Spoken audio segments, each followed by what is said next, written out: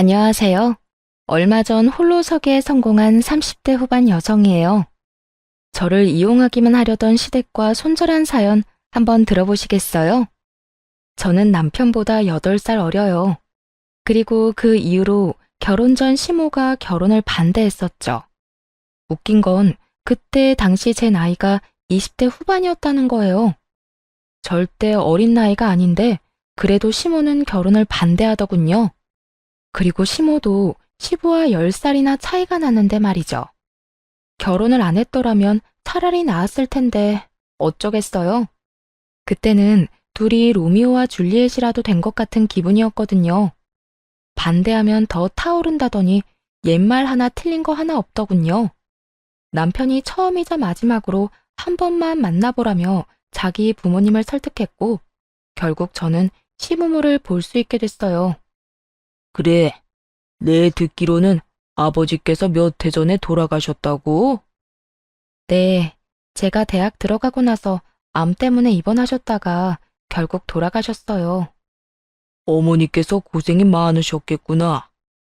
네, 일하시느라 바쁘셔서 자주 병원에 오지는 못하셨지만 아버지 돌아가실 때까지 병간호하면서 어머니도 도와드렸어요. 그러자 입 꾹 다물고 아무 말 안 하던 시모가 갑자기 끼어들어 묻더군요. 네가 아버지 병간호를 다 했다고? 암이라고 해도 연명치료로 꽤 오랫동안 병원에 계셨을 텐데 얼마 동안 병간호 해드린 거야? 2년 반 정도요. 어머나, 긴 병에 효자 없다는데 어떻게 그렇게 오랫동안 간병을? 너무 어려서 걱정했더니 다 큰 어른이었네. 어린 아가씨가 어른 공경할 줄도 알고 참 기특해. 그런 것도 모르고 나는 여태까지 철없는 어린애라고만 생각했어. 앞으로 자주 놀러와요. 이렇게 참한 아가씨라면 괜찮겠네. 이야기를 나누는 사이에 시모는 급격히 태도를 변경한 느낌이었어요. 친정아버지 병시중을 오래 들었다는 말에 어른을 잘 모시는 것처럼 보였나 봐요. 아버지 아프셨을 때는 제가 대학생이라 시간이 많이 남았었거든요. 그리고 저 말고 시간 뺄 수 있는 사람도 없었고요. 만약 일하고 있었다면 병간호를 못 해드렸을 수도 있겠죠. 그렇지만 그 일을 통해 시모에게 인정받게 되어 잘 됐다고 생각했어요. 그렇게 가까스로 시댁의 인정을 받고 당당히 결혼을 할 수 있었죠. 시모의 결혼식 낙에 어떤 꿍꿍이가 숨어 있다는 것도 모르고요. 그때는 그저 어른들 잘 모시면 되겠지 하며 편하게 생각했던 것 같아요. 그렇게 결혼을 하고 나이가 많은 남편 때문에 이세를 좀 빠르게 갖기로 했어요. 그런데 생각보다 자연 임신이 잘 안 되더군요. 제 나이가 많은 편이 아닌데 임신이 잘 안 되니 가족들은 걱정하기 시작했어요. 게다가 결혼 후 3년 차에 난임병원을 찾으려고 했는데 그 계획도 무산돼 버렸어요.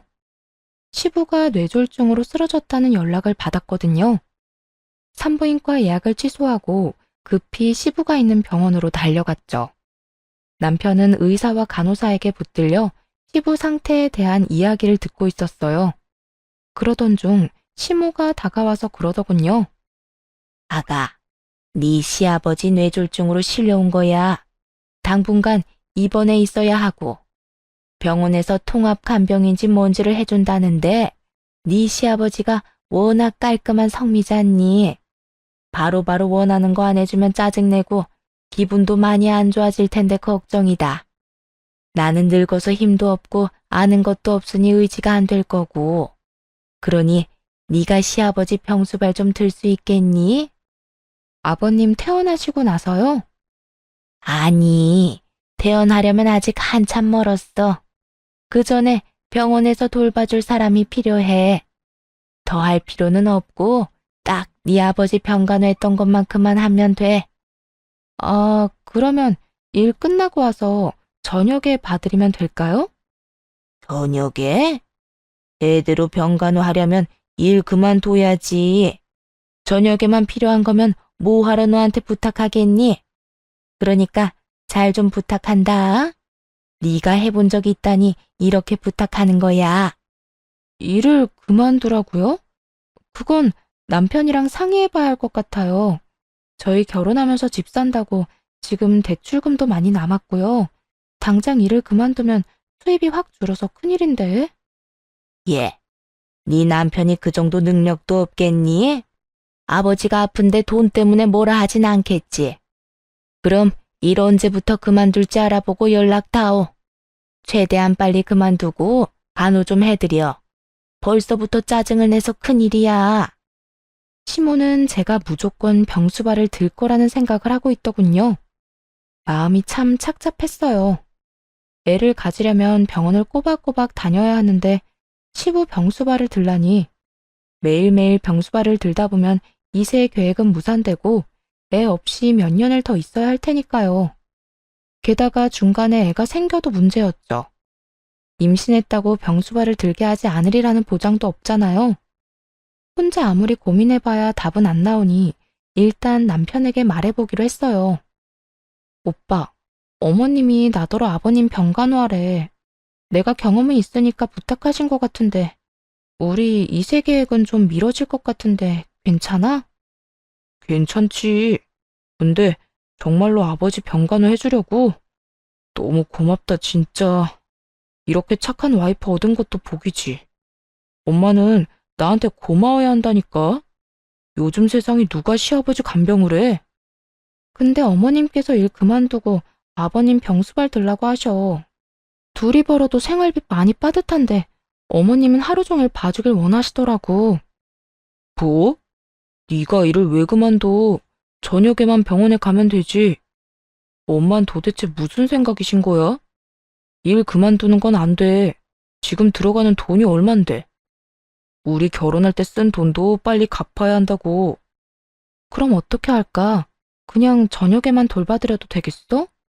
그런데 어머님이 그렇게 말씀하셨으니 오빠가 대신 이야기 좀 해줘. 내가 이야기하면 변명처럼 들리고 하기 싫어하는 것처럼 보이잖아. 그럼 내가 나중에 엄마한테 말해놓을게. 너 일 그만두면 안 된다고. 솔직히 출산휴가나 육아휴직은 나라에서 돈이라도 좀 나온다지만 간병은 아닌데. 내 말대로 해. 그리고 집 산다고 대출을 얼마나 당겼었는지 엄마도 알면서. 너 일 그만두면 이 오빠 진짜 말라 비틀어질지도 몰라. 그럼 오빠가 꼭 좀 말씀드려줘. 나도 일해야 해서 하루 종일 봐드리기는 어렵다고. 그럼 그렇게 알고 저녁에만 아버님 병간호 해드릴게. 그래. 저녁에도 너무 늦게까지 있지 말고 9시 넘으면 집에 와. 어차피 그 시간 넘도록 남아있는 사람도 없을걸? 그렇게 남편과 대화를 하고 한결 홀가분해진 마음으로 시부의 병실을 찾아갔어요.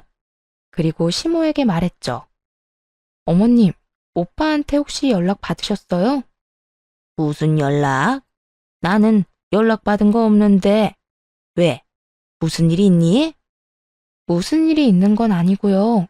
아버님 병간호에 대해 이야기했더니 일은 그만두지 말라고 했거든요. 오빠가 직접 말씀드린다고 했는데 많이 바빠서 연락을 아직 못 드렸나 봐요. 그렇게 이야기하자 시모가 저를 보며 누나를 막 부라리더군요. 내가 일 그만두라고 한 거 못 들었어? 저녁에만 잠깐 돌보는 거면 내가 하지 왜 너한테 부탁하겠어? 애들 생각하는 것 좀 봐.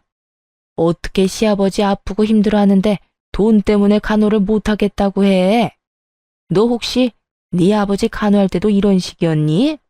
눈 가리고 아웅하고 막 이랬어?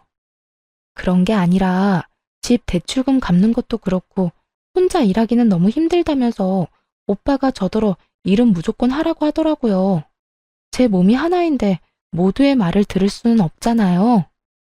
넌 그 정도도 남편한테 말 못하니? 네가 먼저 일 그만두고 병간호하겠다고 했으면 아들이 좋아하면서 하라고 했겠지. 그런데 네가 하기 싫어하는 모습을 보였으니까 아들도 하지 말라는 거겠지. 솔직히 정말 화가 났어요. 왜 그런 소리를 들어야 하나 싶더군요.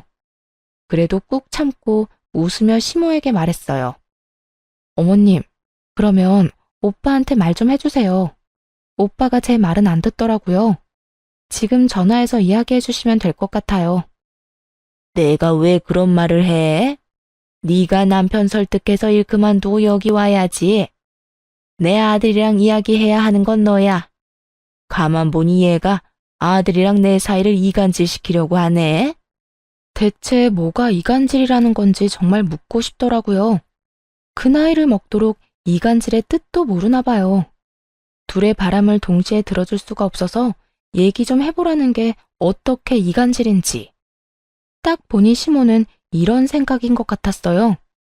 일은 다 며느리인 너에게 맡겨야겠지만 내 아들이랑 싸우기는 싫다. 그 얕은 수가 다 보여서 너무 열받았어요. 아니, 누가 병수발 안 든다고 했냐고요. 기껏 양보해줬으면 해결 안 된 나머지는 어떻게 할 건지 이야기를 끝내야 하잖아요.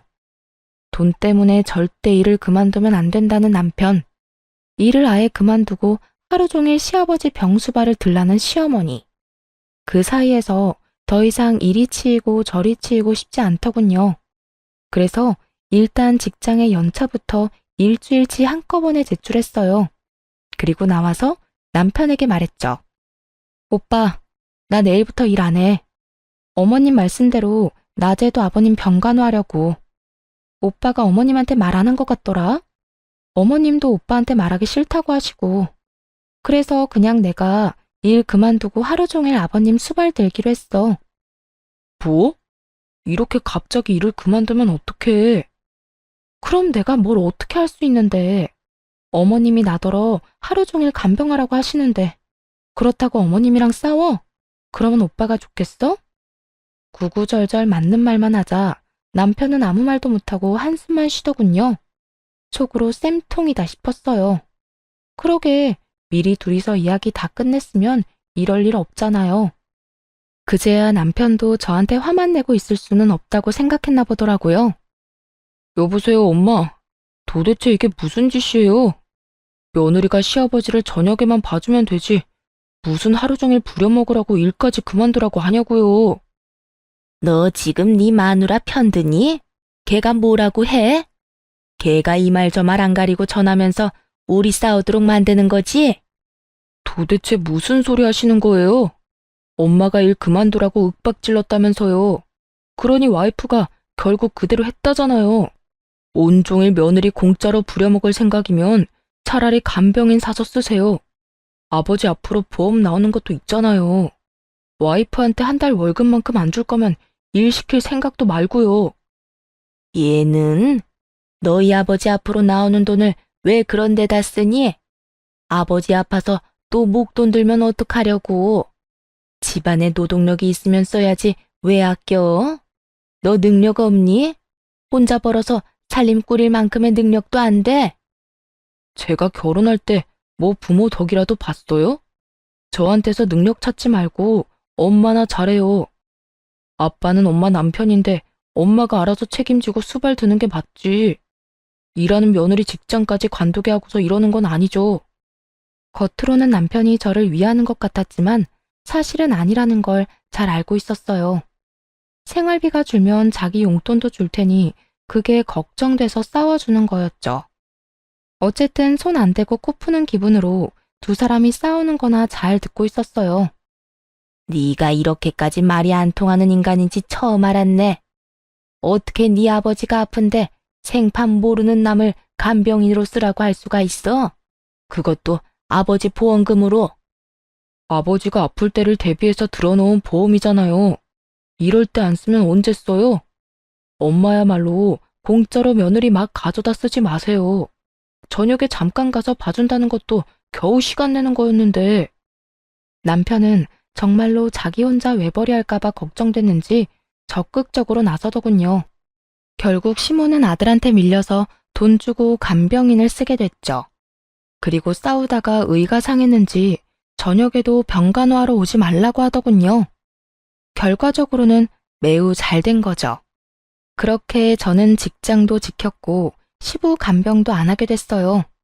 시부는 1년 정도 입원해 있다가 퇴원했어요. 그 1년 동안은 재활치료할 겸 요양병원으로 옮겨가고 있었고요. 뇌졸중 걸린 분들 특유의 걸음걸이로 걷게 되셨지만 심한 정도는 아니었어요. 집으로 와서는 시모가 시부 수발을 들었어요. 그때도 시모가 대신 수발을 들어달라고 했는데 남편이 사전에 거절했거든요. 그런데 잘 지내는 듯했던 시부가 3년 만에 다시 입원하게 됐어요. 또다시 뇌졸중으로 이번에는 반대쪽 뇌에 문제가 생겼다더군요. 안타까운 소식에 적극적으로 병간호에 나서기로 결정했죠. 그 사이 남편이 승진을 해서 월급도 올랐고 저는 파트타임으로 시간을 줄여서 일하고 있었거든요. 오전에만 일을 하니 오후부터 저녁에는 시간을 충분히 낼 수 있었어요. 그렇게 하겠다고 전했는데 시모는 고마움의 표시를 전혀 하지 않더군요. 마치 당연한 일을 한다는 듯이 말이죠. 그리고 시부를 저에게 맡겨두고는 병원에 와보지도 않았어요. 그래도 오전에는 시모가 와 있을 줄 알았는데 아예 발걸음조차 안 하더군요. 그렇게 저 혼자만 시부 간병하고 의료진 이야기를 듣고 시부에게 필요한 것들을 준비하는 나날이었어요. 게다가 남편도 많이 바쁜지 매일같이 야근하고 병문안도 제대로 오질 못하더라고요.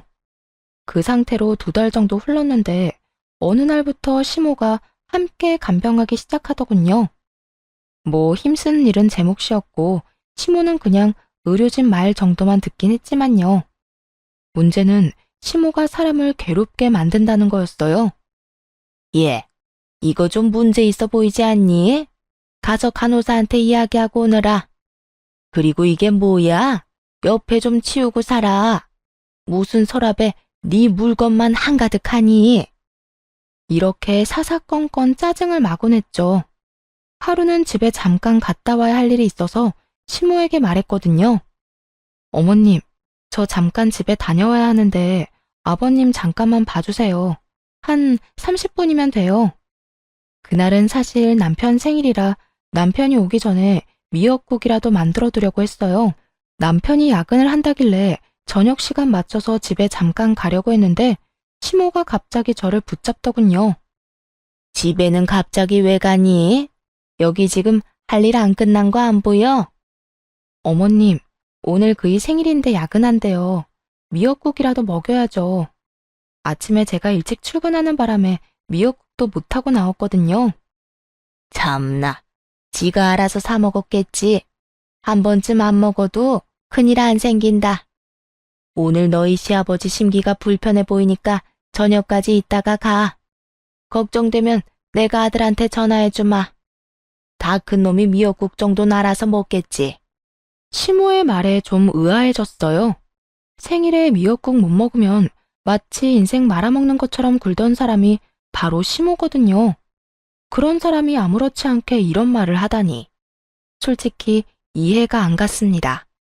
그런데 이상한 건 그뿐만이 아니었어요.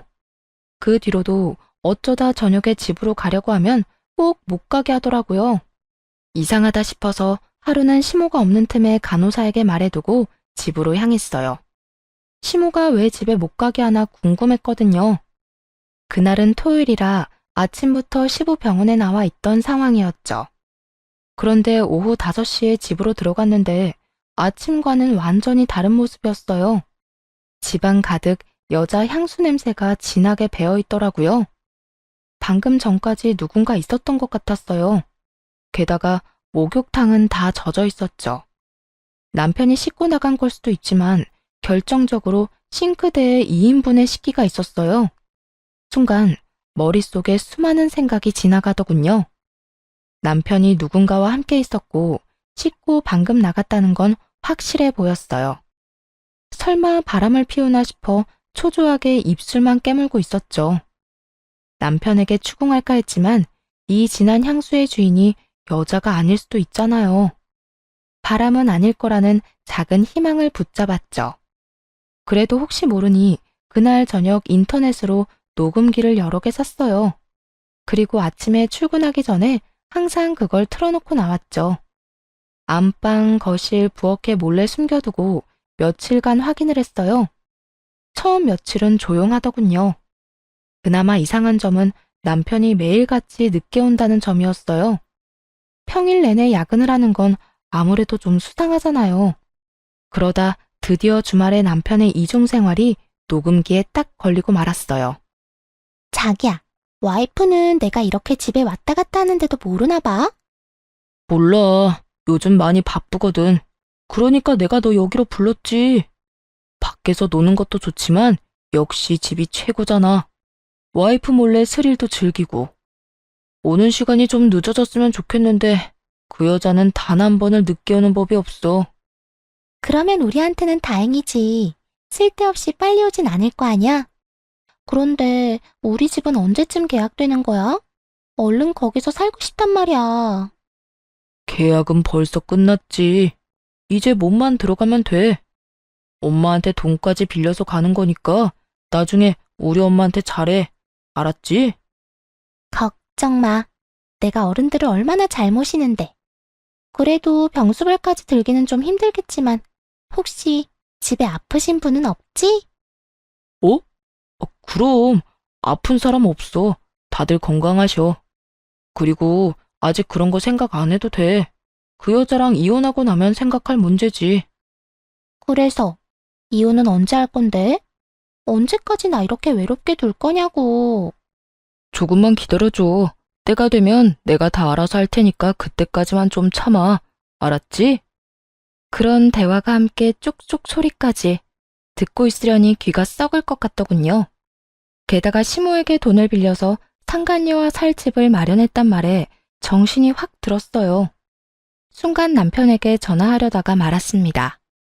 혹시라도 증거 불충분으로 이혼할 때 불리하면 어떡하나 싶어서요.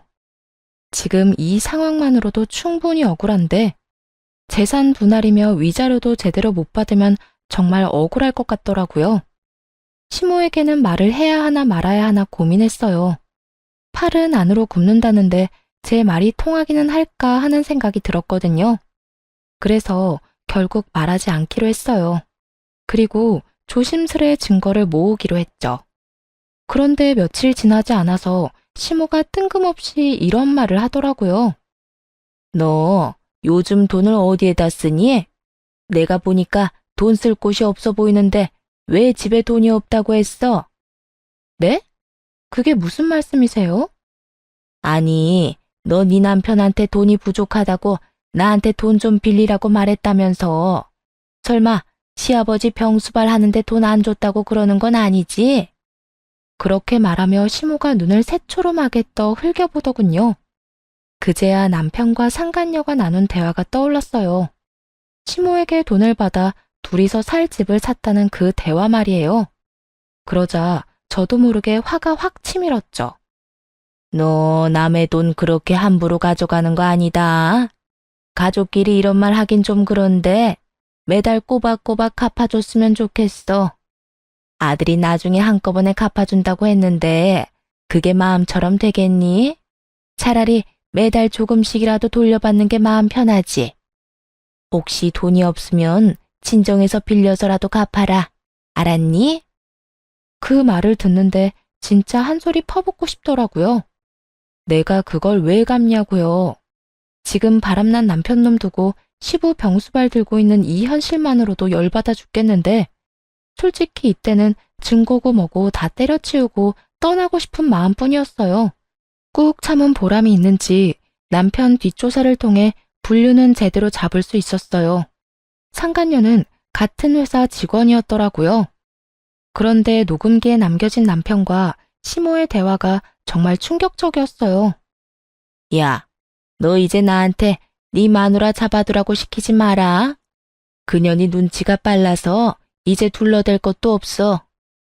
엄마, 조금만 더 부탁해요. 조금 있으면 나도 그런 부탁할 일 없어요. 아니 근데 진짜로 너 안 들킨 거 맞니? 요새 걔 표정이 안 좋던데. 너 바람난 거 들키면 네 마누라가 시아버지 간호한다고 하겠어? 지금 당장 때려치우고 나가겠지. 아직 열심히 간호하고 있는 거 보면 모른다니까. 어차피 아버지 돌아가시면 그 여자 필요도 없어질 텐데 그때 돼서 이혼하자고 하면 지가 뭐 어쩌겠어요. 그러니까 좀만 참아요. 엄마도 편하고 좋잖아. 두 사람이 같이 짠 거였더라고요. 남편놈은 외도 숨기려고 시모 이용했고 시모는 시부 간병 안 하려고 남편 도와 저를 붙잡아 둔 거고 둘 다 그 나물의 그 밥처럼 폭삭 상한 인간들이었죠.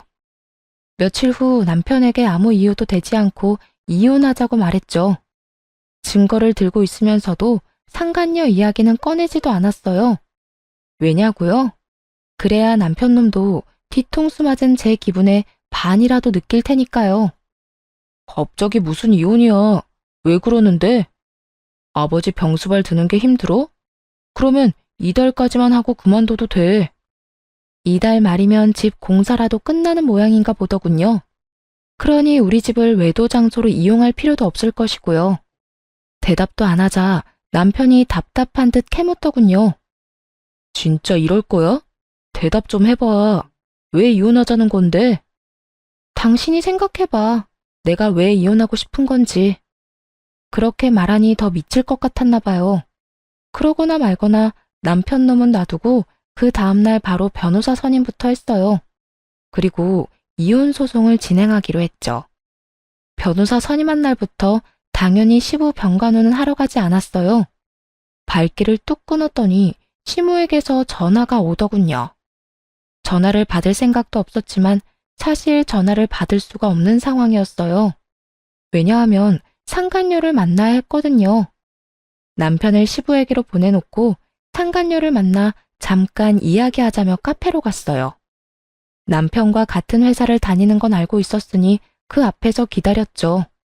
그 여자는 상간녀 주제에 상당히 당당하더군요. 그래서 무슨 일로 찾으셨어요? 저희가 사귀는 사이인 건 이미 아시는 것 같은데 할 말 있으면 그이랑 하세요. 저는 할 말 없으니까. 죄송한데 남편이랑은 얘기가 안 통해서 여기 온 거예요. 당신한테 말하는 게 더 빠를 것 같아서. 헤어져라 이딴 소리 할 거면 그냥 가세요. 우리는 안 헤어져요. 그 사람이 나 좋다고 결혼까지 하자는데 우리가 왜 헤어져요? 그러니까 이상하잖아요. 제가 남편한테 이혼해달라고 했는데 그 인간이 안 해주겠대요. 왜 그런지 좀 물어봐 주실래요? 평온하게 그렇게 말하자 여자가 잠깐 당황한 듯 말을 못하더군요. 그러더니 뻣뻣하게 웃으며 그랬어요. 그런 이야기하면 내가 흔들릴 거라고 생각했나 본데 착각이거든요. 어디서 헛소리를. 헛소리 아니니까 그쪽이 내 남편 설득해줘요. 내가 진짜로 이혼해준다니까? 정말이야? 거짓말인데 나한테 이러는 거면. 진짜로 맹세코 이혼해준다니까요? 아니면 녹음이라도 할래요? 증거로 쓸 수 있게. 내가 그 사람이랑 이혼하길 원한다는 증거 필요하잖아요. 좋아요. 그럼 녹음해요. 그 사람이랑 나 갈라놓지 말고 조용히 헤어져 주는 걸로. 솔직히 우리가 떳떳한 사이는 아니지만 그렇다고 사랑도 안 하는 그쪽이랑 계속 사는 건 또 아니잖아요. 서로 좋아하는 사람이랑 살아야지. 그러니까요. 살다 살다 남편 불륜으로 이혼하게 될 줄은 상상도 못했네. 어쨌든 그쪽이 당장 이혼할 수 있도록 남편 설득 한번 시켜줘 봐요. 멍청한 상간녀는 그렇게 제 앞에서 남편에게 전화를 했어요. 스스로 불륜했음을 시인하는 내용을 잔뜩 녹음해놓고 말이죠. 자기야, 와이프랑 언제 이혼하는 거야? 빨리 이혼하고 우리 같이 살면 안 돼? 갑자기 또 왜 그래? 내가 때가 되면 말한다고 얘기했잖아. 그것도 못 기다려? 우리 애기가 왜 또 마음이 조급해졌지? 이제 당신 집도 생겼는데. 그때가 언젠데. 혹시 이미 이혼하자는 얘기 나온 거 아니야? 상대방이 먼저 이혼하자고 하면 무조건 이혼해? 알았지? 아니, 근데 도대체 무슨 때를 기다린다는 거야? 어쨌든 그런 게 있어. 와이프랑 나는 법적으로 얽힌 사이니까 마구잡이로 이혼할 수는 없다고. 최대한 내가 손해를 덜 보는 쪽으로 이혼을 해야 될 거 아니야. 그래야 자기랑 결혼할 때 더 도움이 되지. 자기가 손해를 덜 보는 게 뭔데? 지금 사는 집도 자기 거라서 이혼해도 재산 분할 거의 안 한다고 얘기하지 않았어? 상간녀의 마음을 얻기 위해서인지 남편이 거짓말을 야무지게도 했더군요. 그 집 살 때 제가 보탠 돈이 얼만데. 게다가 제 월급으로 생활비 충당해놓고 저런 말 하는 거 보니 진짜 역겨웠어요. 이혼 이야기 잘 꺼냈다 싶더라고요. 남편은 시부가 죽고 나서 제가 필요 없어지면 이혼하고 싶었던 것 같아요. 시부가 아프다는 사실을 상간녀가 모르고 있는 걸 보면 틀림없었죠. 어쨌든 두 번 다시 그 얘기 꺼내지 마. 나 안 그래도 지금 힘들고 바쁘다고. 자기도 이러면 내가 얼마나 더 힘들겠어? 이렇게 떽떽거리고 쪼아대는 거 와이프만으로도 좋게. 그러니까 조금만 더 기다려. 알았지? 상간녀의 마음을 아는지 모르는지 남편 놈은 당장은 이혼 못한다고 못 박았어요. 상간녀는 그런 남편의 단호함에 열받았는지 끈질기게 물고 늘어지더군요. 그 모습을 보는데 솔직히 너무 웃겼어요. 남편은 이혼하지 않겠다고 하고 상간녀는 이혼하라고 닥달하는 상황이잖아요. 결국 상간녀는 남편에게 원하는 답도 못 듣고 전화를 끊어야 했죠. 카페에서 나오려는데 제 핸드폰이 또 울리더군요. 발신인을 확인해보니 역시나 시모였어요. 상간녀와의 용건도 끝났겠다 전화를 받았죠. 너 왜 안 오니? 오늘 내가 얼마나 중요한 약속이 있었는데. 너 때문에 지금 약속 깨고 혼자 병실 지키는 중이다. 어떻게 이렇게 생각이 없을 수가 있어? 못 오면 연락을 하든지. 지금 가는 길이에요. 가서 말씀드릴게요. 딱 그 말만 하고 전화를 끊고서 시부가 있는 병원으로 향했어요. 병실에 들어갔더니 시모가 미친 듯이 화를 내더군요. 야, 너 그따위로밖에 말을 못해? 뭐, 지금 가는 길이에요? 가서 말씀드릴게요? 어떻게 그런 말을 해, 건방지게. 와서 죄송하다. 무슨 일 때문에 늦었다. 그러고 무릎 꿇고 사과해야 되는 거 아니야? 시모가 앞에서 뭐라고 떠들든 귓등으로도 안 듣고 할 일만 했어요. 바로 제 짐을 챙기는 일이요. 시부 병간호를 더 이상 할 필요는 없잖아요. 이미 이혼하자고 남편한테 이야기했는데 말이죠. 시모도 그제야 뭔가 이상하게 느껴졌는지 이내 조용히 눈치를 살피기 시작했어요. 아무 말 없이 짐을 다 싼 후에 시모에게 말했죠. 앞으로 저는 여기 올 일 없을 거예요. 아버님 수발은 이제 남편 상간녀한테 부탁하시면 되겠네요. 남편한테 좋은 여자가 있다는데 제가 힘들게 수발될 필요 없잖아요. 안 그래요? 그렇게 말하자 시모가 깜짝 놀랐는지 아무 말도 못하고 눈을 피하더군요. 그런 시모에게 한마디 더 해줬어요. 어머님도 참 고생하셨어요. 여태까지 아들 바람 피우는 거 도와주시느라. 이제 저희 이혼하고 나면 그런 짓은 안 하셔도 되니까 좋겠네요. 신경 쓸 일이 하나 줄잖아요. 네가 무슨 말을 하는 건지 난 잘 모르겠구나. 그런데 너희 이혼하기로 했니? 나한테 빌려간 돈은 어떡하고? 그 돈 갚기 전에는 이혼 못한다. 다시 돌려줄 때까지 절대로 허락 못해. 아, 그 돈이요? 남편이 어디 썼는지 잘 알 거예요. 저도 들은 적만 있는데 아마 상간녀 집 사주는 데 썼을걸요? 그러니까 돈 받고 싶으시면 상간녀한테 가서 달라고 하세요. 원하시면 제 금융기록 다 까봐도 상관없고요. 그 이야기를 듣자마자 시모가 노발대발 하더군요. 미친놈이 그 돈을 상간녀한테 줬다고? 나한테는 분명히 네가 필요해서 가져간다고 했는데. 그러더니 곧바로 남편에게 전화를 하더군요. 너 어디야? 당장 네 아버지 병원으로 튀어와. 왜 그래요? 안 그래도 병원 앞이에요. 연락을 안 받았더니 남편도 마침 이 병원으로 저를 찾으러 왔더군요. 야 이놈아, 너 내 돈 어쨌어? 그 돈 상간녀한테 줬다는 게 진짜야?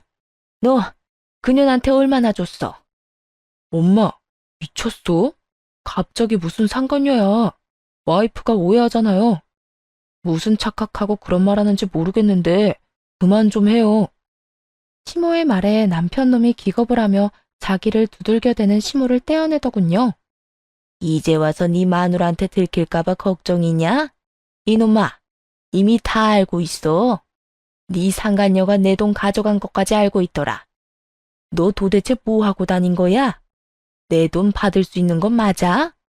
그러자 시모보다 더 절박한 표정으로 남편이 저를 바라보며 말했어요. 여보, 아니야. 당신이 오해하고 있는 거야.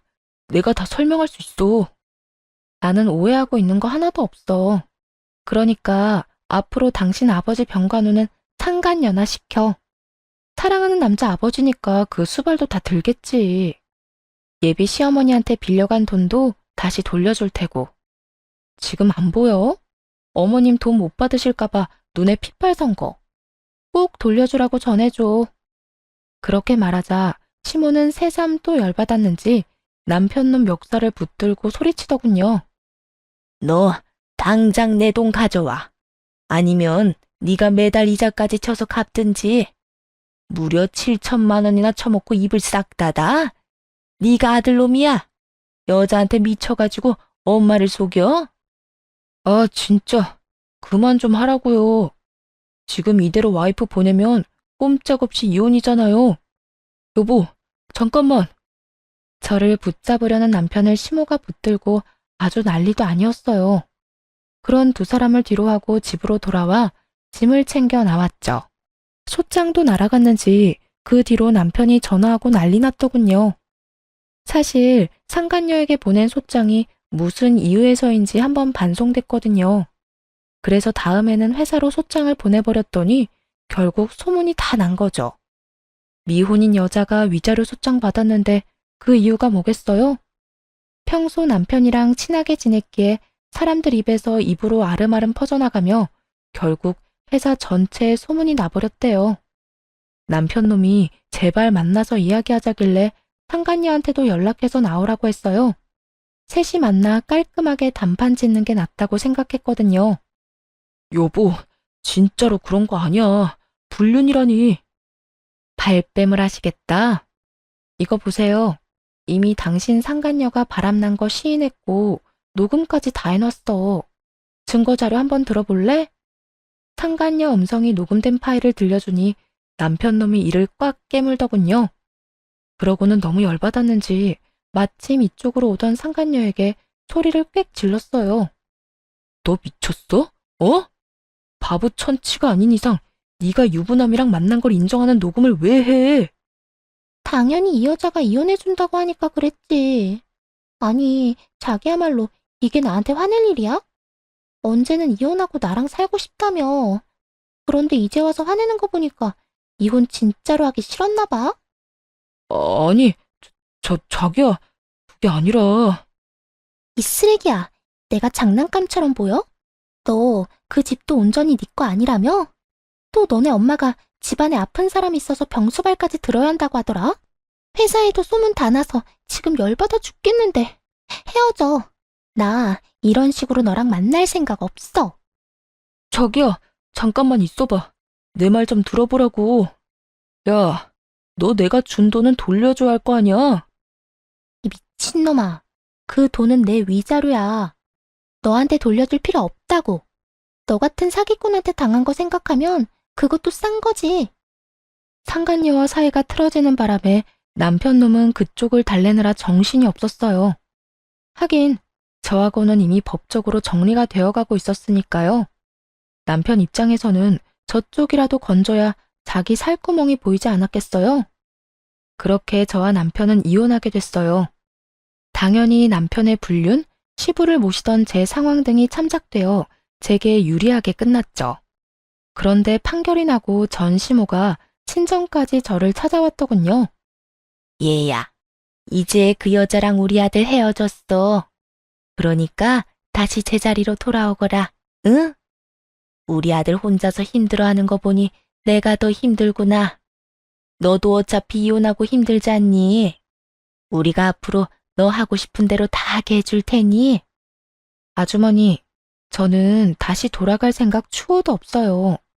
두 사람이 한 행동이 괘씸해서 싫어요. 마누라한테 대리호도 시켜놓고 바람 피운 놈이나 그런 놈도 아들이라고 며느리 속인 아주머니나 똑같은 쓰레기인데 제가 왜 다시 쓰레기통에 다시 들어가요? 안 그래요? 너 지금 우리한테 쓰레기라고 했어? 그럼 쓰레기가 아니면 뭐예요? 인간이라고 하기엔 한 짓이 너무 더럽잖아요. 저한테 이런 취급 계속 받고 싶은 거 아니면 앞으로 찾아오지 마세요.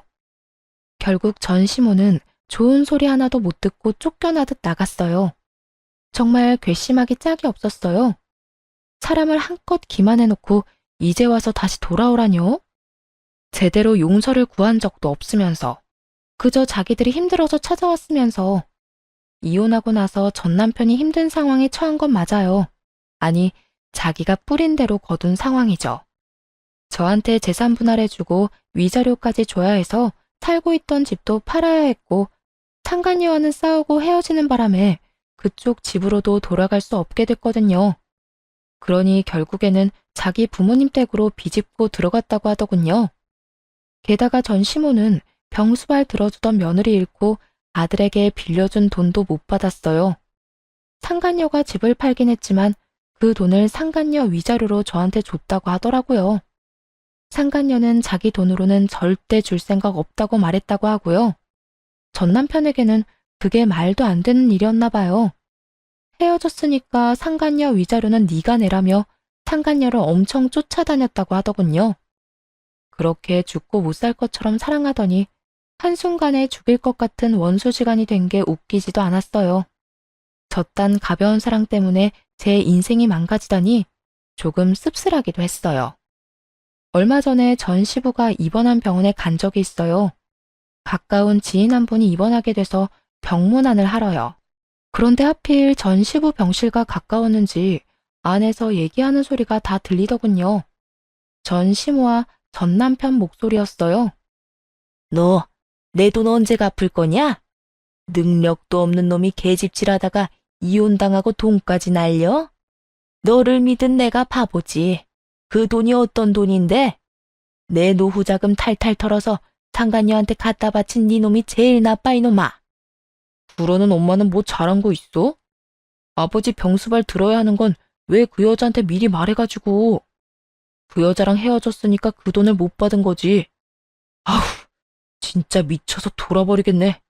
아니, 뭔 도둑질도 손발이 맞아야 하지. 사람의 탈을 쓰고 어떻게 저렇게 막말을 할 수가 있을까요? 그냥 두 사람 다 참 힘겹게 사는구나 싶었어요. 시모는 아침부터 저녁까지 시부 간병하느라 힘들어 죽고 남편 놈은 여자도 잃고 돈도 잃고 직장에서 퇴사 권유까지 받았다고 하더군요.